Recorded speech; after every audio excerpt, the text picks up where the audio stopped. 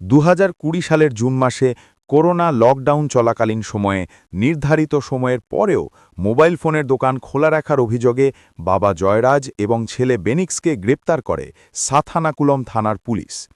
অভিযোগ অনুযায়ী থানায় আটক রেখে ওই বাবা ও ছেলের ওপর সারা রাত ধরে চরম শারীরিক অত্যাচার চালানো হয়।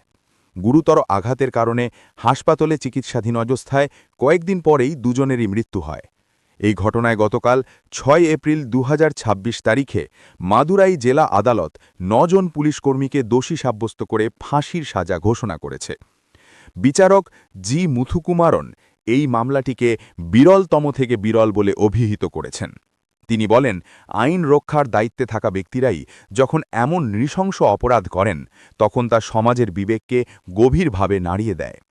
আদালত দোষীদের প্রত্যেককে মোট ১.৪০ কোটি টাকা করে ক্ষতিপূরণ নিহতের পরিবারকে দেওয়ার নির্দেশ দিয়েছে। দণ্ডপ্রাপ্তদের মধ্যে রয়েছেন একজন ইন্সপেক্টর, ২ জন সাব ইন্সপেক্টর এবং বেশ কয়েকজন কনস্টেবল।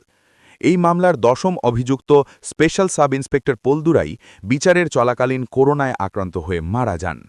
আদালত এই রায়কে অনেকেই ঐতিহাসিক বলে মনে করছেন, তবে দোষী পুলিশ কর্মীদের পক্ষ থেকে উচ্চ আদালতে আপিল করা হতে পারে বলেও জানা গেছে।